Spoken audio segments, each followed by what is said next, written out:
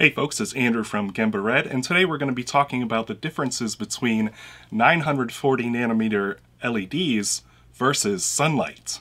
Now, if you're here just to find out where to find a 940 nanometer LED, then you can just go to Amazon, search for an IR illuminator, and the IR illuminator, and type in 940 NM IR illuminator, and this brand comes from CM Vision. They have a couple different models like this that you can find.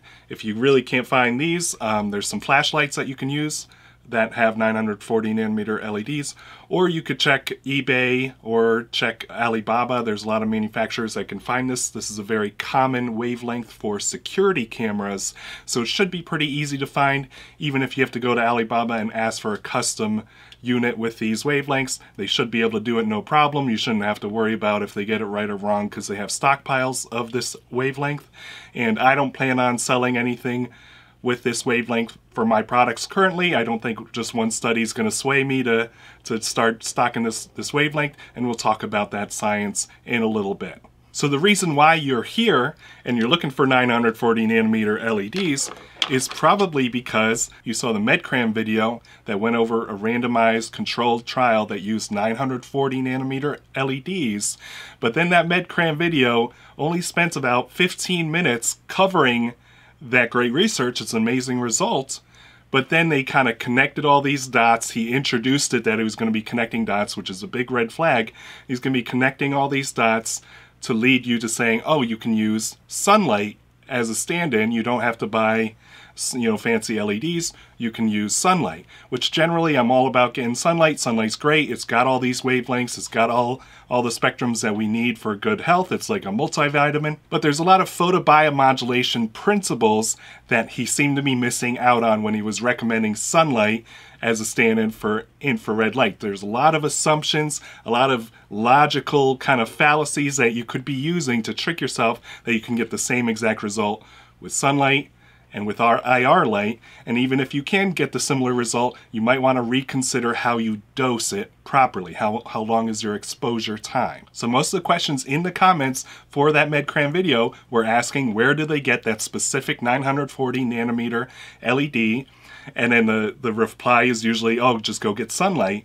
But your natural instinct that you should just match the wavelength used in the study and that you can't extrapolate to sunlight is a good instinct. You don't need to be a doctor to know this. You don't need to be an engineer. It's a good instinct. And let's talk about why that's a good instinct. So we do know the sunlight does contain 940 nanometer near infrared. It's got a broad spectrum, so that's great. But sunlight also does contain a lot of other wavelengths that we don't know if those other wavelengths could be counteracting the benefits that you're seeking. So usually if you want to stimulate a certain reaction, you use the right wavelength. And if you don't know all the wavelengths you can use, you just try to mimic the study that actually used it. There's one study you can find on PubMed that clearly states in this title that red light and near-infrared light stimulates your cells, and blue light and green light inhibits proliferation of human stem cells. So again, we have this balancing effect of sunlight, that blue light and UV light and all these other wavelengths, they're good in small proportions, but it's a balancing act, especially with sunlight, that you get some of those inhibitory wavelengths and you get the stimulatory wavelengths, and it's a beautiful kind of synergy that way.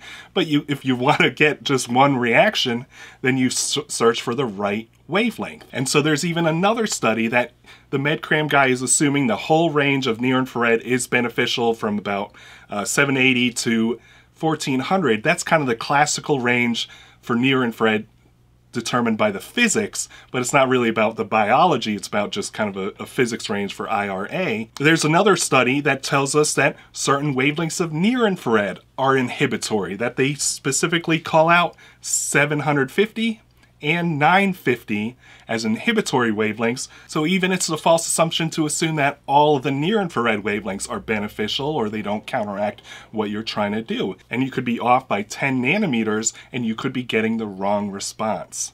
Okay, so we covered the wavelengths, how the wavelengths could be counteracting. You don't want the broad spectrum unless you actually study a broad spectrum source.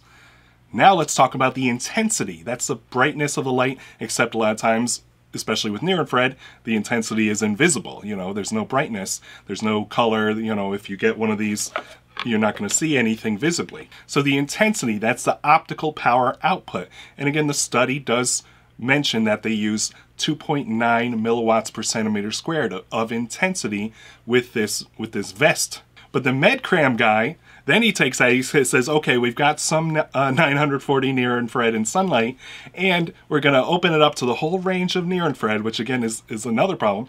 But then we're going to say the intensity of sunlight is 25.6 times as powerful as the intensity used in the study. Now again, you don't need to be a doctor to understand that there is a dosing response with red light therapy. We want to treat it like it's a therapeutic agent. So if someone tells you, hey, take 100 milligrams of a pill per day, you're not going to go out and take 25.6 times as many pills and expect the same result.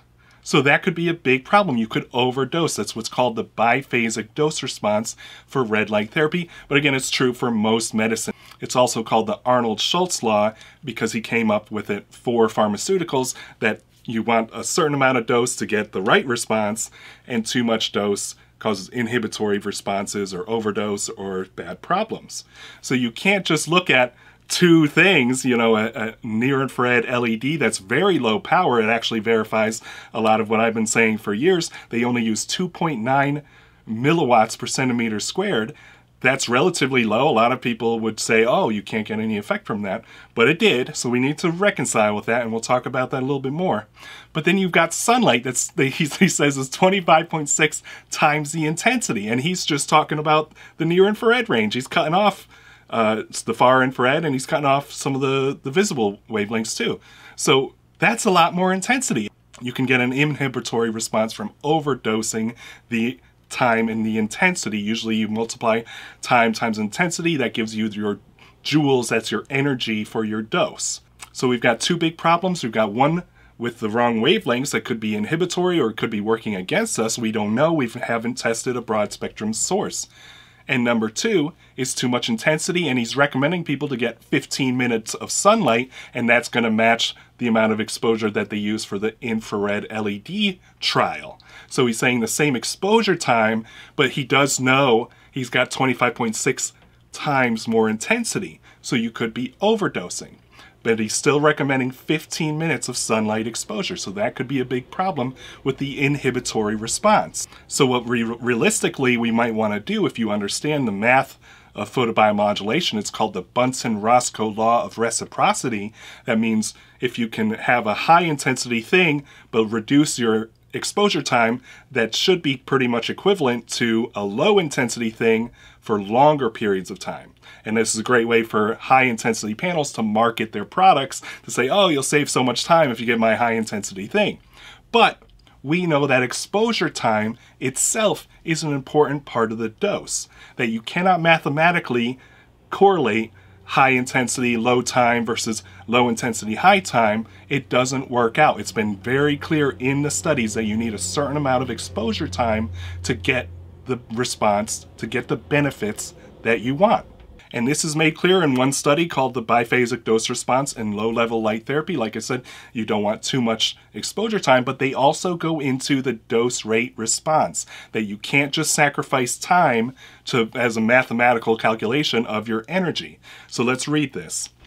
Energy, or energy density, is joules per centimeter squared. That's a lot of people are familiar with this for dosing.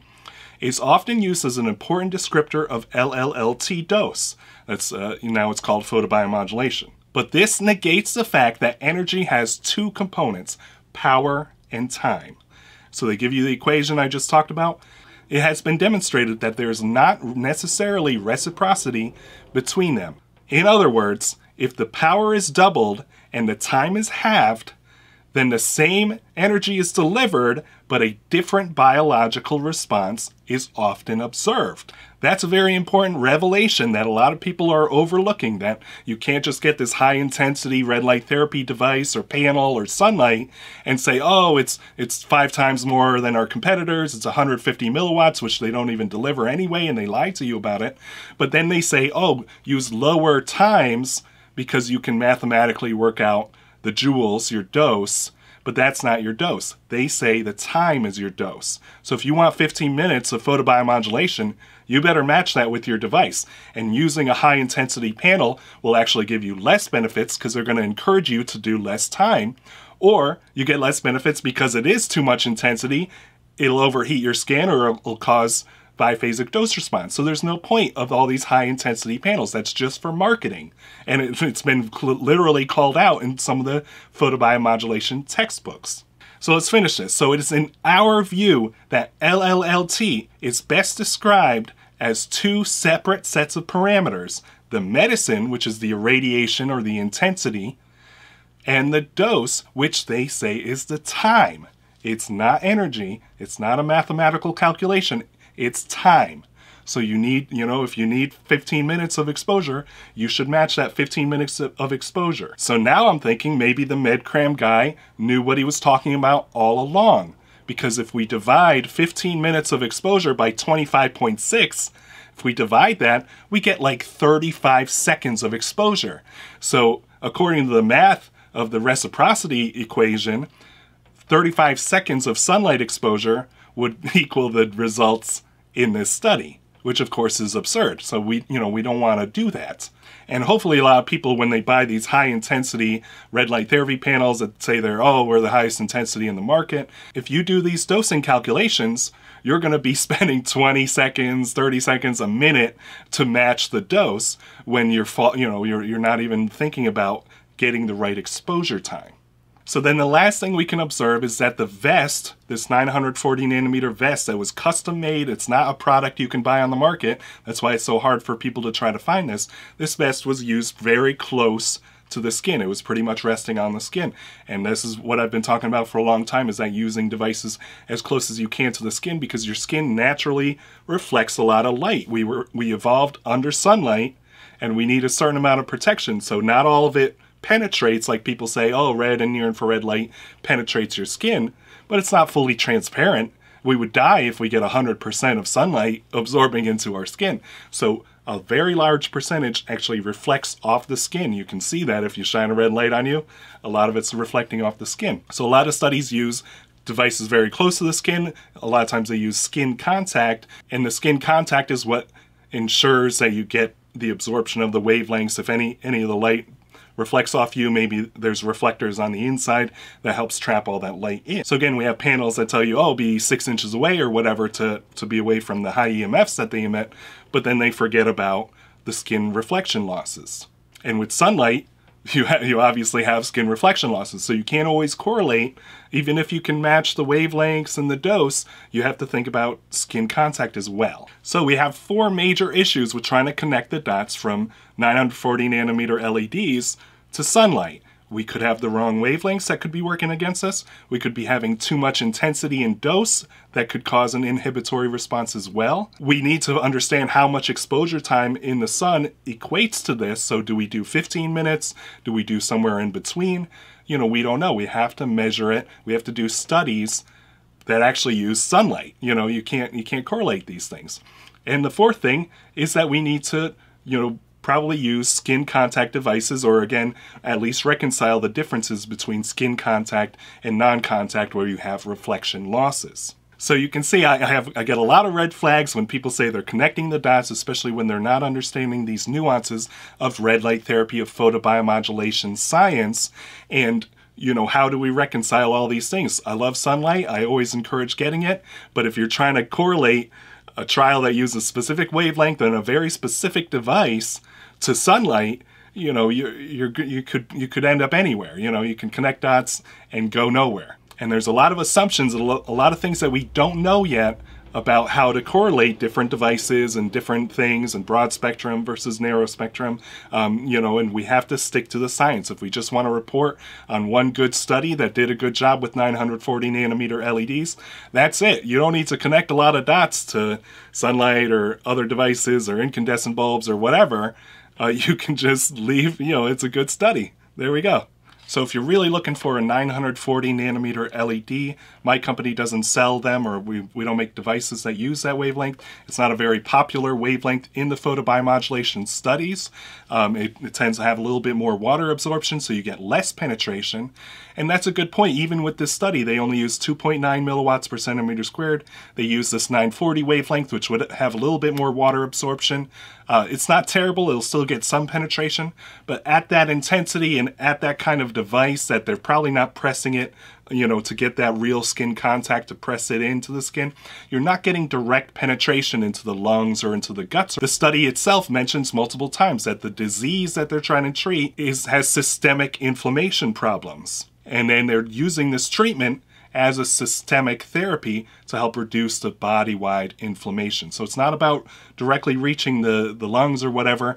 It's about getting that energy absorbed into the body. Your body will activate anti-inflammatory responses that's working on a systemic level. A lot of the benefits of red light therapy are systemic. It's getting into your bloodstream, it's help moving circulation, it's help moving lymph, it's help activating some of those beneficial mechanisms that we don't need these, you know, direct penetration for. So anyway, this is the device I introduced earlier. You can get it on Amazon. It's the CM Vision. It's a floodlight that's used for security cameras. There's a button at the bottom so you can override the day-night kind of sensor. So a lot of times if you get this type of light, there's like a light sensor that you have to cover up to make it think it's darkness so it turns on. So you can get different models of this. A lot of them are 850, which that could be beneficial too, and there's a lot of different options for 850 nanometer infrared illuminators. Then in terms of intensity, we get up around 80 milliwatts per centimeter squared. So again, that's a lot more intensity if you use it close to the skin, like I like to do, is just to lay it right on the skin. So you might want to scan it around, and you're going to do different parts of your skin. Every 20 to 30 seconds, you move it around so you don't overdose a particular spot, and you can kind of cover that whole chest and torso and stomach area like the study did, and you can try to scan it so you kind of average out your intensity exposure by scanning it, so it's kind of like a pulsing or a scanning mode, that your average intensity will be reduced because you're moving it around. And that's how I would do it to get that skin contact as well. So that's it. If you want to find a cheap infrared illuminator, you can get some 940 ones on Amazon. You can usually get, there's a lot of different 850 nanometer ones. Those are the popular wavelengths. This is what people were using 5-10 years ago, before the market was flooded with all these red light therapy panels and brands that are all rebranding from Alibaba.